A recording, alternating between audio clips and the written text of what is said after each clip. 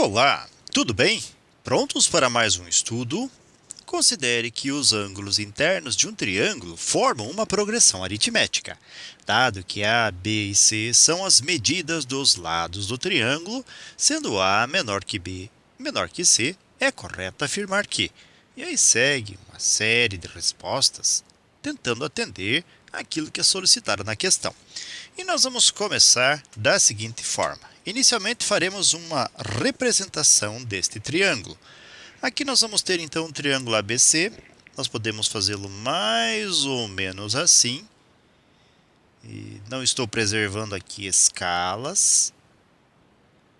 E nessa representação nós podemos dizer o seguinte. Existe um lado menor que vamos chamar de A. Na verdade, o próprio texto da questão já chamou de A. Existe um lado médio, que foi chamado de B, e um lado maior, que foi chamado de C. Nós temos também aqui uma progressão aritmética.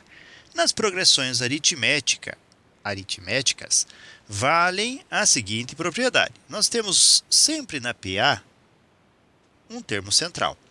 Nós vamos ter uma razão também. Então, antes deste termo central, nós podemos ter um elemento que vai ser x menos a razão. E depois desse termo central, que eu chamei de x, vai ser x mais a razão. Então, uma PA é uma progressão em que cada termo é determinado pela soma de um número fixo aos valores anteriores a este termo. Nesse contexto, então, nós fixamos que existe o termo central x, um termo que vem depois, que é x mais uma razão, este número fixo, e o número que vem antes de x, que é x menos a razão. Isto vai nos ser útil para associarmos ao triângulo em questão, uma vez que nós vamos considerar os ângulos internos, tentando resolver a questão. E vamos também fazer as seguintes associações. Nós temos aqui, então, o lado x menos r, ou melhor, o ângulo x menos r, que vai ser o ângulo oposto ao menor lado, no caso, A.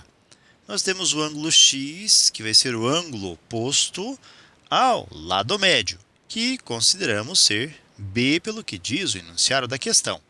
E nós temos o maior ângulo, que é vinculado ao maior lado, ou seja, ele é oposto ao maior lado.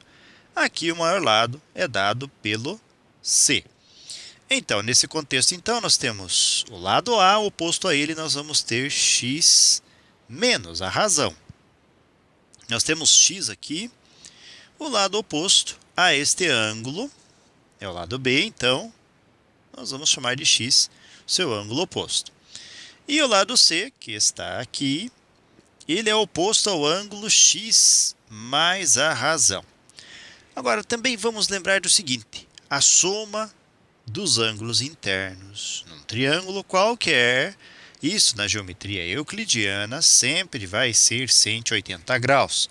Então, podemos fazer o seguinte, nós temos x menos a razão, que é um ângulo, mais x, que é o outro ângulo, e mais x mais a razão, que é o terceiro ângulo. E a soma dos três ângulos internos vai totalizar a 180 graus. Isso nos permitirá determinar um desses ângulos, uma vez que menos a razão mais a razão, elas vão se cancelar. Nós temos 1, 2, 3 vezes o x. Tudo isso igual a 180 graus. Isolando o cx, vamos obter, então, 180 terços. E 180 dividido por 3 nos levará a 60 graus. Agora nós conhecemos um dos ângulos deste triângulo. Nós podemos, então, refazer o triângulo informando tais valores. Por exemplo, nós temos aqui o ângulo x, que é 60 graus. Não precisamos colocar os demais ângulos, só nos interessa este ângulo aqui. E já vamos ver o porquê. Nós temos o lado A, o lado B e também o lado C. Agora, talvez você recorde, mas existe um modelo matemático, também conhecido pelos estudantes como lei de cosseno, ou lei de cossenos, se você preferir. Esta lei nos garante o seguinte, se nós tivermos um determinado lado, que queremos determinar, no caso aqui pode ser o b, nós vamos fazer b ao quadrado, que vai ser igual à soma de cada um dos outros dois lados, desde que cada um deles esteja ao quadrado. Então, b ao quadrado vai ser igual a a ao quadrado mais c ao quadrado. Isto menos duas vezes estes dois lados somados anteriormente, só que sem o quadrado. Então, 2 vezes a e vezes o c. E vezes o cosseno do ângulo oposto ao lado b que estamos procurando determinar, ou seja, cosseno de 60 graus. Agora desenvolvemos um pouquinho daquilo que for possível de ser desenvolvido. Então, vamos ter b ao quadrado, que vai ser igual a ao quadrado, mais o c ao quadrado, e menos 2 vezes o a vezes o c. O cosseno de 60 graus é 1 sobre 2, ou 0,5 se você preferir. Simplificando o que for possível, b ao quadrado é igual a ao quadrado mais o c ao quadrado, menos, simplificamos 2 com o 2, vamos obter então a vezes c, isolando-se a ao quadrado e c ao quadrado, colocando-se a c junto com b ao quadrado, nós vamos obter b ao quadrado mais a vezes c. Tudo isso igual a ao quadrado mais o c ao quadrado. Agora, se realizarmos uma busca nas alternativas da múltipla escolha, vamos verificar que o item A se enquadra no resultado que acabamos de determinar. E antes que possamos concluir este breve estudo, poderíamos fazer a seguinte pergunta: mas, professor, veja bem, eu não lembro da lei de cossenos, nem de como ela pode ser estruturada. Existe algum outro modo de tentar resolver? Existe sim. Então, veja só, você que já pretendia saber como se resolvia, como pode ser resolvida a questão, nós já concluímos. Então, já está encerrada, já marcamos a alternativa e podemos já partir para outra questão. Mas você que quer estudar um pouquinho mais, quer determinar este mesmo resultado que determinamos agora, só que sem a utilização da lei de cossenos, porque você não lembra, ou porque você não quer, ou porque você não gosta dela, então nós vamos pensar num outro modo de resolver esta questão. Feliz ou infelizmente, nós temos que conhecer os 60 graus. Ou seja, esta primeira parte que nós realizamos, que nós fizemos, ela tem que ser feita também. Nós temos que levar em conta que estamos trabalhando com ângulos internos que estão em PA, essa propriedadezinha das progressões, temos que buscar a medida de um ângulo e a partir daqui, aí sim nós podemos fazer diferente. E é o que nós vamos fazer. Vamos lá então? Começando. A representação do triângulo que nós temos aqui ainda pode ser a mesma. Então vamos destacá-la aqui. Não está na escala correta ou mais adequada, mas serve para os propósitos que desejamos. Então, aqui nós temos o A, temos o B, nós temos o C e nós temos os 60 graus. Então, veja que é um triângulo muito parecido com aquele que nós utilizamos para poder determinar via lei de cossenos. Veja que as propriedades se mantêm. Mas agora nós vamos fazer de conta que nem sabemos a existência da lei de cossenos. Porém, pelo menos o teorema de Pitágoras nós temos que conhecer e o cálculo do cosseno. Vamos começar então fazendo o seguinte: vamos gerar aqui um triângulo retângulo com uma certa altura h. E ao fazer isso, nós podemos ir em busca da medida deste cateto aqui, que nós vamos chamar de m. Então nós vamos chamar aqui de m. Bem, o triângulo em questão é esse que estamos destacando agora. Logo, usando o cosseno, nós vamos ter assim: o cosseno de 60 graus vai ser o cateto adjacente, que é m, sobre a hipotenusa, que é o a. Isolando-se m, vamos reescrever o a multiplicando o cosseno de 60. Então, cosseno de 60 graus vezes o a é igual a m. Ou m é igual a vezes cosseno de 60 é 1 sobre 2. E pronto, vamos parar aqui por enquanto. Agora, façamos também o seguinte. Nós vamos separar esse triângulo em duas partes, em outros dois triângulos.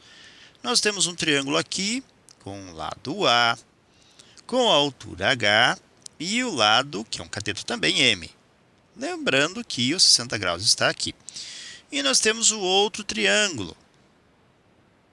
Destacando-o, vamos ter então.